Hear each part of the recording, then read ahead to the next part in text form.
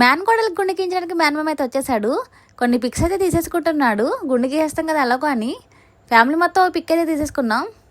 ఇంకా మామూలుగా స్టార్ట్ చేయలేదు. మా జస్విక ఏడుస్తూనే ఉంది. కొంతమంది పిల్లలు చాలా చక్కగా చేయించుకుంటున్నారు. గుండె గీసిన తర్వాత చందనం రాయడానికి చాలామంది వస్తారు అక్కడ, కానీ మాకెవరూ కనిపించలేదు. ఈ మధ్యన ఆపేశారంట. నామాలు కూడా పెట్టడానికి ఎవరూ కనిపించలేదు. మేమే ఒక చందనం డబ్బా తీసుకుని జస్వికకి అయితే రాసేసాము.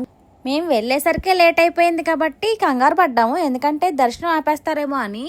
12 అయితే దాటేసింది. మేము వెళ్ళిన పావుగంటకి దర్శనం అయితే ఆపేశారు. అక్కడ ఏదో కన్స్ట్రక్షన్ జరుగుతుందండి, వచ్చే దారిలో కొత్తగా కడుతున్నారు. దర్శనం అయితే చాలా బాగా జరిగింది. మా జస్వికాని చూసి బాబు అనుకుంటున్నారు. సిసింద్రి బట్టలు ఉన్నాయి కదా, లైన్లో నుంచుంటే అక్కడ ఉన్న వాళ్ళు లోపలికైతే పంపించేశారు. బాబు కదమ్మా తొందరగా వెళ్ళిపోండి అని. కానీ దర్శనం చాలా బాగా జరిగిందండి. ఒక్కొక్కరు లడ్డూలు అయితే వేసేస్తున్నాం. ఇంకా మా మావయ్య గారు అండి, మా మావయ్య గారు ఒక్కరే వచ్చారు. అత్తయ్య గారికి ఫీవర్గా ఉండి రాలేదు. ఇంకా మా జస్విక అయితే తినేస్తుంది. నచ్చినట్టుంది లడ్డు దానికి. మా అజ్జ చూడండి ఎంత ఉత్సాహంగా ఉందో. మా మరదలు చూడండి ఎంత డిఫరెంట్గా వేసిందో లడ్డూలు. ఈరోజు వీడియో చాలా లేట్ అయిపోయింది, ఎందుకో రేపు పొద్దున్న చెప్తాను.